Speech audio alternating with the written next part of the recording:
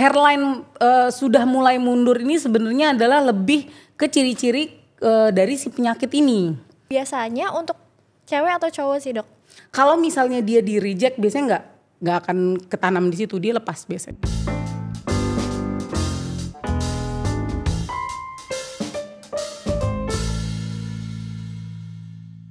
Hai Beauty Lovers, balik lagi di episode Oplas hari ini, obrolan seputar bedah plastik dan estetik. Narasumber kita hari ini dengan Dr. Ninda. Halo dok. Halo. Dr. Ninda nih dokter paling keren di dok ini karena rambutnya itu loh. Karena rambutnya merah ya. Sebelumnya ungu Beauty Lovers. Oke, hari ini kita tuh akan ngobrolin tentang rambut nih dok. Apa aja sih? Sesuai ya? Sesuai. Iya. Waktu itu kan lagi rame banget nih dok tentang sesuatu yang dilakukan salah satu penyanyi terkenal nih, Mas Anang. Nah itu kan dia melaksanakan proses tanam rambut ya dok ya? Betul. Itu dipindahin dari belakang sampai di depan. Ya itu betul, apa? betul. Gimana? Nah jadi tindakan dilakukan itu namanya hair transplant. Jadi kenapa namanya hair transplant? Karena transplant itu kan sesuatu yang sudah lepas dari tubuh terus ditanam kembali, ibaratnya dimasukkan kembali. Sama kayak jantung, ginjal itu transplant. Nah kalau rambut yang dipindahkan adalah rambut dari kita sendiri masalahnya, bukan dari orang lain. Oh, dari orang lain gak bisa ya? Belum bisa sampai sejauh ini. Aku minta rambut dokter gak bisa? Maaf sekali. Nah kalau untuk rambut dia belum bisa. Jadi kenapa? Karena rambut itu kan sebenarnya dia bukan hanya membawa si akarnya, potnya, tapi di bagian dari struktur rambut itu ada kayak namanya bulge, itu dia mengandung kayak DNA. Jadi kalau misalnya dipindahkan ke tempat dari kita, ibaratnya dari saya ke Mbak Tiara, itu biasanya pasti di reject. Gitu, karena bahkan 1 bandingnya mungkin 1 juta dan sebagainya, ada orang yang mereject rambutnya sendiri. Oh gitu. Ya itu ada, walaupun tidak sering ya, tetap itu adalah kemungkinan yang bisa timbul. Kalau ibaratnya lagi sial-sialnya nih, rambutnya dipindah terus di reject sendiri sama badannya, berarti dia nggak akan tumbuh. Oh gitu. Dia nggak sempurna gitu ya, tapi di bagian lain tetap tumbuh. Nah jadi gini, begitu ditanam kan dia ibaratnya bagian dari organ itu jadi harus diterima kan di tempat yang ditanam itu. Nah jadi begitu ditanam area sekitarnya tuh akan menimbulkan reaksi tuh. Nah kalau dia reaksinya itu menerima, biasanya dia akan tetap berada di tempat itu. Kalau misal dan dia akan hidup. Jadi hidup seperti rambut di tempat asalnya. Jadi dia hidup, memulai prosesnya, memulai proses pertumbuhan. Nah itu berarti dia di accepted, diterima. Kalau di reject biasanya dia rontok terus gak timbul lagi. Oh gitu. Tapi tetap tertanam. Jadi gini, kita kan nanam nih. Nah kalau misalnya dia di reject biasanya nggak akan ketanam di situ, dia lepas biasanya. Oh biasanya lepasnya setelah berapa lama dok? Nah biasanya untuk menentukan dia di accept atau enggak itu adalah 2 minggu. Itu adalah crucial time tuh. Jadi setelah 2 minggu ya udah itu namanya all or none. Kalau diterima ya diterima, tidak ya tidak gitu. Jadi kalau 2 minggu itu harus ikhlas. Nah. Harus ikhlas. Jadi kalau diterima ya diterima, kalau nggak diterima ya nggak bisa diusahakan, ibaratnya gitu. Gitu. Cuma itu terjadi sangat jarang sekali ya dok ya? Iya betul. Oke, nah kalau untuk hair transplant ini biasanya untuk cewek atau cowok sih dok? Nah hair transplant itu sebenarnya buat semua orang. Karena kan hair transplant bukan cuman buat yang berpenyakit sebenarnya. Nah jadi ada yang estetik, ada juga yang benar-benar membutuhkan, ibaratnya pasien dengan kondisi yang ke arah kebotakan gitu. Makanya beberapa hair transplant itu ada yang gagal. Nah maksudnya adalah karena beberapa orang dia menganggap ibaratnya dia hanya perlu hair transplant saja. Nah padahal sebenarnya kalau orang dengan penyakit yang ke arah kebotakan, penyakitnya itu progresif. Jadi progresif itu maksudnya dia berlangsung selamanya tuh penyakitnya. Jadi makin lama rambutnya akan makin tipis, makin tipis, makin tipis, dan ini tidak ada yang bisa menstopnya kecuali pakai obat. Oh gitu. Nah jadi harus minum obat terus? Benar, betul. Jadi karena obat ini tidak ibaratnya dia bukan obat yang menyembuhkan, tapi kayak obat diabetes. Jadi dia menstabilkan saja. Jadi dia hanya memaintain. Kalau obat ini hilang dari tubuh, dari peredaran darah ibaratnya, efeknya mulai lagi. Nah, jadi kalau misalnya tidak diaplikasi ulang, hilang efeknya. Otomatis progresivitas kebotakannya mulai lagi. Nah, di manakah hair transplant ini posisinya ibaratnya? Jadi pada area yang sudah tidak ada akarnya ibaratnya, sudah hilang lah ibaratnya, itu tidak akan tumbuh lagi. Mau dikasih obat apapun nggak akan tumbuh lagi. Satu-satunya cara adalah kita pindahkan dari bagian belakang. Nah, kenapa bagian belakang? Karena bagian belakang ini dia secara dari penelitian dan sebagainya dia tidak terpengaruh nih sama penyakit ini. Jadi ada area tertentu yang di bagian belakang itu tidak terpengaruh. Jadi kurang lebih di bagian bawah dari telinga. Nah itu tidak terpengaruh, makanya bisa kita pindahkan. Kalau kita pindahkan dia akan tumbuh seperti rambut normal. Tapi yang di bagian yang diambilnya itu akan jadi botak atau nanti tumbuh juga? Nah pertanyaan yang bagus. Jadi bagian yang kita ambil itu dia akan botak. Nah tapi karena kita ambilnya diameter 1 senti kurang ibaratnya, setengah senti lah ya diameternya. Nah itu dia akan tertutup oleh kanan kirinya. Jadi sebenarnya efek dari hair transplant itu bisa dibilang kamuflase. Jadi sebenarnya bukannya menambah, jumlahnya tetap, tapi didistribusikannya lebih merata. Betul, itu sebabnya biasanya orang tuh kayak ibaratnya ekspektasinya terlalu besar gitu kan. Wah saya mau lebih lebat dari sebelumnya. Ya kecuali Anda tidak punya penyakit seperti itu bisa. Karena pada dasarnya sebenarnya pot yang kita ambil itu normalnya itu bisa tumbuh 2-3 helai rambut. Nah sedangkan kalau orang dengan berpenyakit dia rambutnya itu cuma jadi tumbuh satu-satu. Dan dia makin tipis, makin pendek, lama-lama hilang. Makanya kelihatannya kok halus banget, tipis banget. Karena dia cuma satu-satu, kurus-kurus, pendek-pendek. Nah sistem kamuflase adalah dengan memindahkan satu pot itu ke tempat yang baru. Lalu dia ibaratnya dikasih kayak nutrisi, vitamin dan sebagainya. Untuk biar nantinya kalau dia tumbuhnya adalah 22 dan 33 plus diameternya gede-gede. Gitu. Jadi dia bisa menutupi tuh kanan kirinya. Gitu. Jadi intinya sebenarnya adalah teknik kamuflas. Tapi bukan untuk yang penyakit aja kan, untuk yang estetika juga ada. Kayak yang hairline-nya udah mulai mundur. Nah benar. Nah hairline sudah mulai mundur ini sebenarnya adalah lebih ke ciri-ciri dari si penyakit ini. Nah kecuali hairline-nya memang mundur dari kecil. Kan ada tuh yang memang jenong. Ada yang tadinya depan terus tau-tau makin lama makin mundur. Nah kalau memang sudah jenong dari kecil dari lahir itu berarti dia lebih ke estetik. Karena tidak ada kelainan di kulit kepalanya dia. Tidak ada kelainan di rambutnya. Tapi kalau misalnya dia tadinya maju terus tau-tau mundur. Nah itu berarti dia memang kecenderungan ke arah kebotakan itu yang berarti dia dalam kondisi alopecia androgenik tersebut gitu. Oke, nah kalau hair transplant ini bisa beneran bekerja nggak sih dok? Sebenarnya selama tidak ada yang tadi saya bilang ya rejection dan sebagainya dan ibaratnya selama pengerjaan juga kita delicate dan ibaratnya sesuai dengan prosedur dan sebagainya. Biasanya 80-90% itu akan tumbuh gitu. Karena pada dasarnya dia lumayan versatile gitu untuk ditanam dimanapun lagi ya gitu. Gak cuma di kulit kepala. Bisa di mana aja emang Bisa. Mbak Tiara mau nanam di mana memangnya? Di alis. Nah bener. Untuk cewek-cewek ini salah satu alternatif yang bagus daripada ditato. Karena tato kadang suka bikin dia agak sedikit awkward dan gak natural kan. Tanam rambut di alis bisa banget gitu. Daripada capek-capek pakai alis tiap hari ya dok. Ya untuk yang botak alisnya ini bagus. Di bulu mata bisa gak dok? Di bulu mata juga bisa, cuman dia require perawatan yang agak lebih lebih banyak. Kalau alis kan jadi karena yang kita tanam adalah rambut dari kepala. Rambut kepala ini ciri khasnya adalah dia memanjang.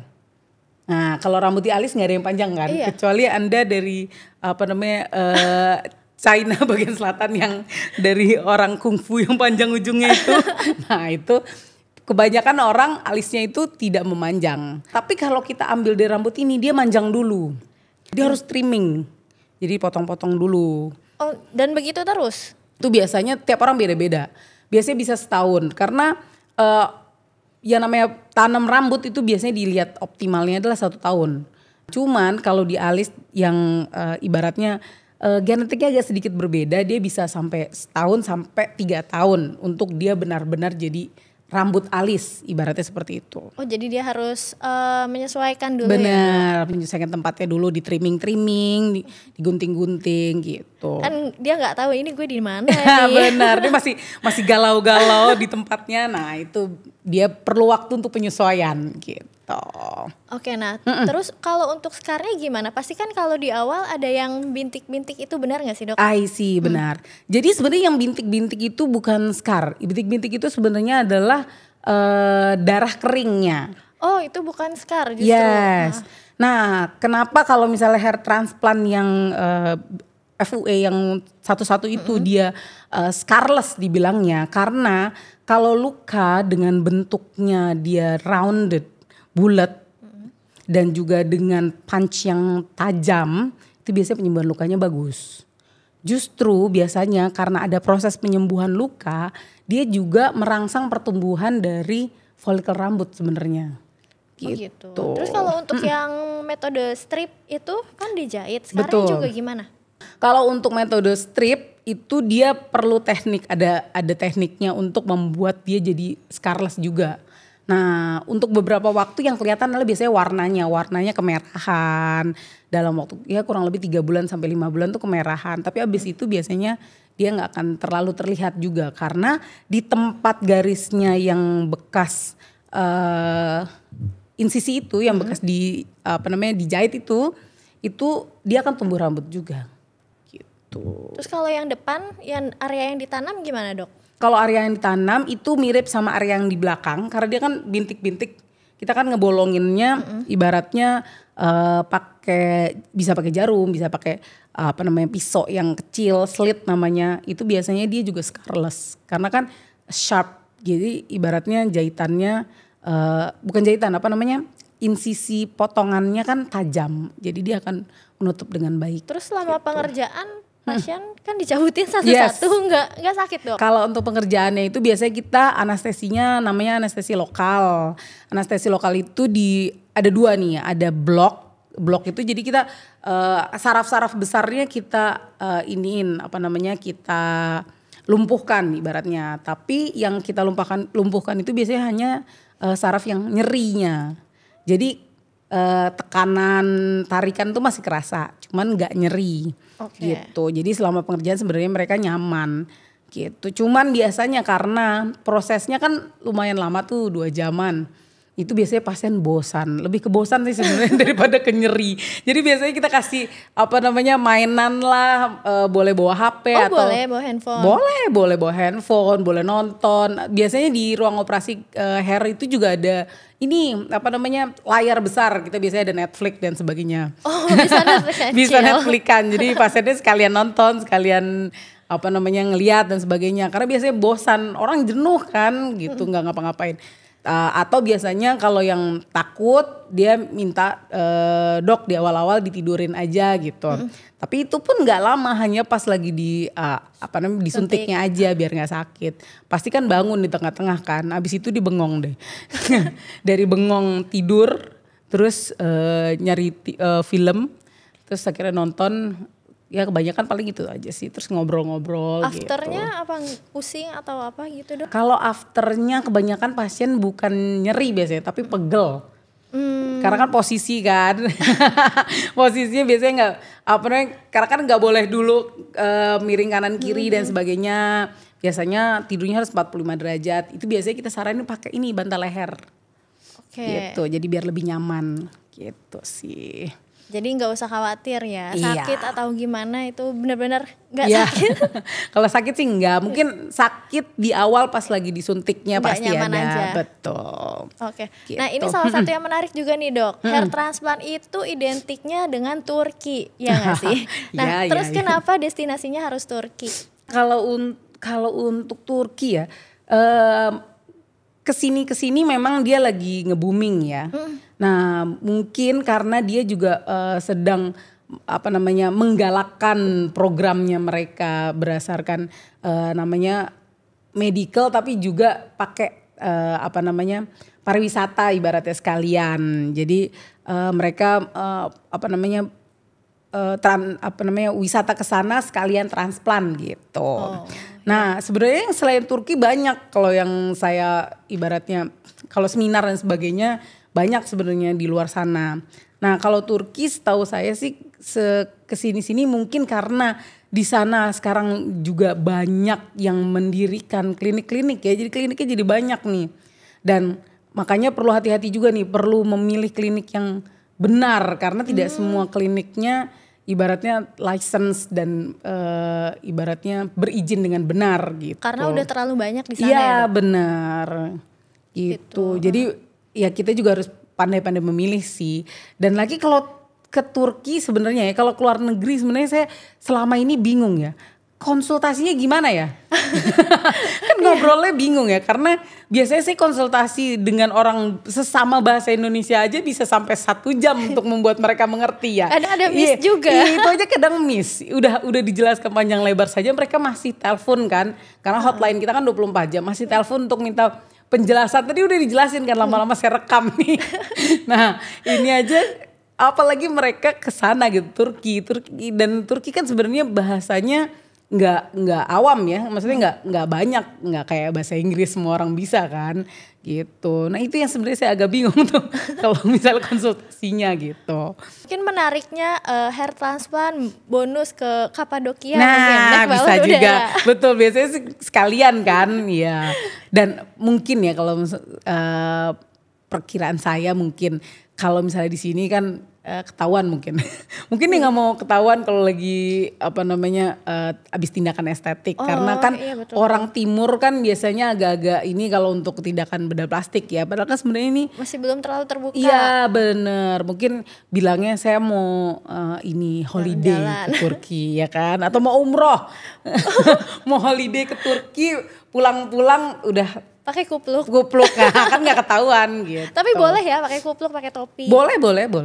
Oh boleh aja, nggak ngerusak yang si rambut yang baru ditanam itu. Nah jadi pakai topinya ya pelan-pelan, nggak gusrak-gusruk juga, asal tidak ibaratnya tidak menggesek, menggaruk atau menggosok bagian yang ditanam sih nggak apa-apa. Terus kalau keramasnya gimana?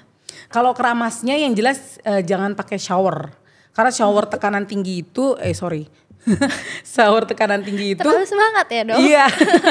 Shower tekanan tinggi itu bisa neken si rambut yang ditanam itu keluar, jadi popping up dia pluk gitu. Oh jadi Pakai ember gayung disiram pelan-pelan, terus samponya pun disampoin di gayungnya itu, jadi disampoin terus habis itu dibilas, dah selesai gitu. oh gitu. Ke salon juga nggak boleh? Kalau ke salon jadinya kita bayar lebih loh. Iya sih. Gak boleh digaruk-garuk juga, sama aja gitu. Sayang kalau menurut saya. Dan itu di keramasnya kurang lebih seperti itu tuh sampai 2 minggu. Setelah 2 minggu justru keramas seperti biasa. Oh 2 minggu aja, nggak 2 minggu sampai aja. 1 bulan? Enggak, jangan lama-lama. Olahraga atau apa gitu kan Nah. nanti keringetan. Menghambat nggak, Dok? Bener. Kalau untuk olahraga sebenarnya kita nggak terlalu ibaratnya strict banget, nggak boleh sama sekali. Cuman masalahnya adalah kalau keringat berlebihan, otomatis takutnya adalah dia menutup pori-porinya. Sedangkan kita butuh dia pori-porinya untuk dia keluar tumbuh nih gitu kan. Nah takutnya pertama adalah mengurangi si pori-pori takut ketutup gitu. Keduanya karena ada keringat dan sebagainya, takutnya malah bekas lukanya yang tadi kita tanam-tanam itu malah jadi infeksi Seperti itu, takutnya sih gitu, cuman itu aja. Gak boleh sama sekali enggak sih gitu. Terus ngomong-ngomong hair transplant di The Clinic ada nggak nih dok? Oh di The Clinic ada banget hair transplantnya. Justru di The Clinic itu dia lumayan lengkap ya, karena kita ibaratnya provide untuk semua orang nih. Karena semua orang kan datang dengan keadaan dan kondisi yang berbeda-beda nih. Jadi kita punya dari yang manual, semi robotik, sampai robotik juga ada. Yang paling mutakhir tuh robotik. Apa bedanya tuh dok dari ketiga itu? Kalau yang manual itu, jadi kita ngerjain sendiri, itu ada alatnya, mesinnya. Mesinnya itu kayak mesin bor kecil-kecil kayak gitu. Nah kalau semi robotik, mesinnya itu dia punya alat untuk suction si ininya. Si grafnya itu di suction sama dia. Jadi kita nggak perlu full masukin sampai kulit kepalanya mentok. Itu sama dia udah di suction. Jadi resiko kepotong si grafnya tuh kecil. Tapi kalau robot itu dokter juga setting kan? Kalau robot adalah untuk operator-operator yang sudah mulai manula atau operator yang tangannya sudah mulai terkena occupational hazard nih, yang udah mulai sakit gara-gara mengerjakan hair transplant terus. Nah itu kan lama-lama dia bikin gerakan, otomatis kan gerakan kita kan gini-gini terus nih, gini lama-lama pasti sakit kan. Nah robotik itu sangat nyaman karena kita dibantu mikir sebenarnya. Jadi robot itu punya artificial intelligence, keren banget ya, AI. Kayaknya dia lebih pintar dari saya. Jadi kalau di robotik itu kita masukin data nih, terus gitu kita foto juga si area rambutnya yang mau diambil. Lalu sama robotiknya itu dikalkulasi nih, seberapa kepadatannya, densitas, diameter rambutnya, dan ibaratnya jarak antara satu rambut dan rambut yang lain. Oh sampai jaraknya juga dipikirin tuh sama robot itu? Yes. Kalau kita kan gak mikir ya. Nah iya dipetakan namanya. Abis itu sama dia baru deh kalau setelah dipetakan kita kan ngasih kayak namanya ada kayak ini namanya fiducial, cuman jadi kayak kotak untuk memetakan area yang akan kita ambil nih. Jadi kita mau ambil sini dulu gitu ibaratnya, di bagian kiri bawah. Nah itu kita taruh tuh kotaknya. Nah di kotaknya itu kiri-kirinya tuh barcode semua. Jadi robotnya nanti ngebaca dari area kotak itu berapa banyak yang bisa diambil, rambut mana aja yang bisa diambil. Nanti kita yang nyoba dulu nih, kita yang sebenarnya kerjaan saya adalah on, off, gitu. On, off. Nah, tetap harus ada gitunya. Nah, saya ibaratnya mencoba dulu satu, dia mencoba ngambil satu, terus kita lihat tuh kedalamannya cukup, diameternya cukup, angle-nya cukup, terus hasilnya pun bagus. Ya udah, abis itu langsung di otomatisasi, jadi ngambil dari dia, gitu. Oh gitu. Enak sangat ya? Terbantu ya. Enak ya? Banget. Oke. Gitu nah terus deh. kenapa sih harus hair transplant di The Clinic? Nah, apa bedanya nih The Clinic sama Turki? Yang jelas yang pertama kita bisa bahasa Indonesia. Nah yang jelas kalau menurut saya adalah kalau untuk melakukan suatu tindakan bedah plastik ini sebenarnya adalah lebih ke journey. Kenapa? Karena bukan sesuatu yang hit and run, sekali ngerjain udah selesai gitu kan, nggak gitu. Tapi kan perlu observasi, kita juga perlu ibaratnya yang di awal aja konsultasi tuh lumayan lama kan. Kita harus menyatukan visi dan misi yang sama nih, ya kan? Maunya kayak gimana nih? Bener, maunya seperti apa, kondisinya pasien tuh seperti apa. Jangan sampai ekspektasinya dia tidak sesuai dengan yang hasilnya nanti gitu kan. Kita harus memberitahukan dia kondisinya seperti apa, yang akan kita kerjakan apa, terus hasil yang akan didapat apa. Karena yang namanya hair transplant itu nggak instan. Ini sama kayak nanam padi kan kalau kita nanam panennya kan kayak baru 3 bulan lagi, 4 bulan lagi kan. Iya. Sama persis. Jadi ini juga seperti itu. Dan kebanyakan orang itu biasanya dia nggak sabar. Nah, kok belum tumbuh-tumbuh dok, kok dia rontok dan sebagainya. Nah yang jelas kalau misalnya Anda mengerjakan di Turki, habis kerjaan kan pulang kan. Nah Anda mau bertanya kemana? Kalau misalnya ada yang ingin ditanyakan ibaratnya dan sebagainya akan sulit kalau menurut saya ya. Karena kan yang tadi saya bilang ini journey, rambut akan tumbuh dulu. Setelah 3 bulan dia akan, setelah 2 minggu dia rontok dulu. Pasti orang panik tuh yang 2 minggu tuh rontok. Iya, kayak Padahal gagal nih, jajan gagal. Padahal sebenarnya memang itu prosesnya. Karena yang rambut yang kita harapkan adalah rambut yang nantinya tumbuh, bukan rambut yang kita bawa nih. Rambut yang kita bawa itu cuma sebagai guidance-nya aja. Maaf ya, Mike, dia tadi tampar terus. Tangannya nggak bisa diem nih. Terus nanti kan setelah 2 minggu dia rontok, lalu dia akan memberikan tempat untuk rambut yang bagus tumbuh kan. Nah setelah 3 bulan rambutnya baru tumbuh tuh. Rambut yang baru tumbuh tuh kan baby hair. Baby hair itu juga perlu dijaga tuh. Nah itu adalah saat yang tepat untuk kita kasih nutrisi, kita ngasih vitamin dan sebagainya gitu. Jadi ibaratnya tetap ada observasinya habis dikerjakan. Jadi ntar kontrolnya adalah 2 minggu, 3 bulan, 6 bulan dan 1 tahun. Gitu. Jadi sebenarnya makanya dibilangnya journey. Gak cuman hit and run sekali datang terus pulang pergi gitu, nggak bisa gitu.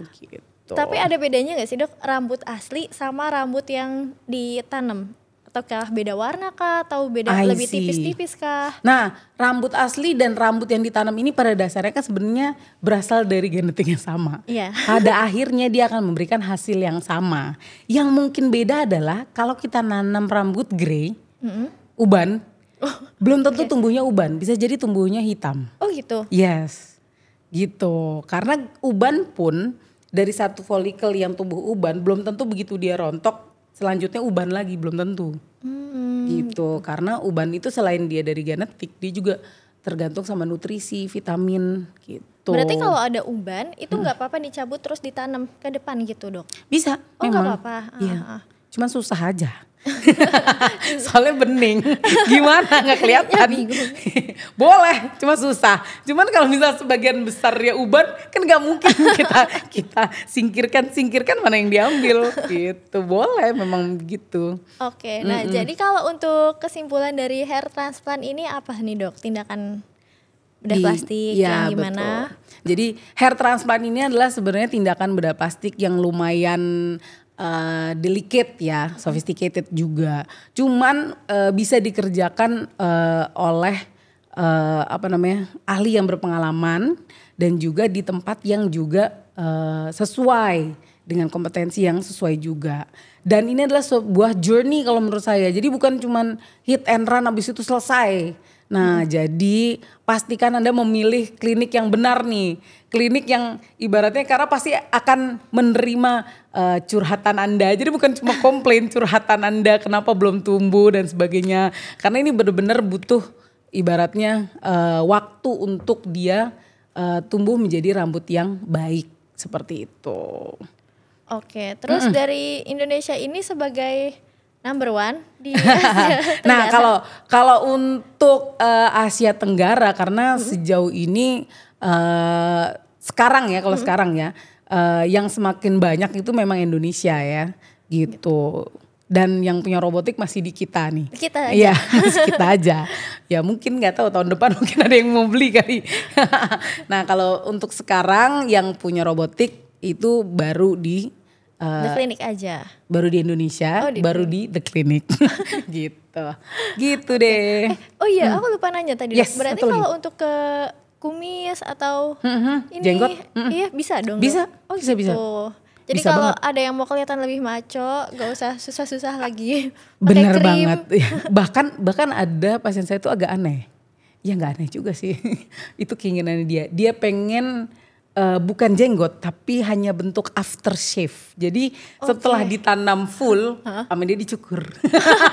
Karena dia pengen efek aftershave-nya saja. Oh ada yang kayak gitu? Iya, bukan rambut di jenggotnya itu bukan, tapi efek aftershave. Ya boleh.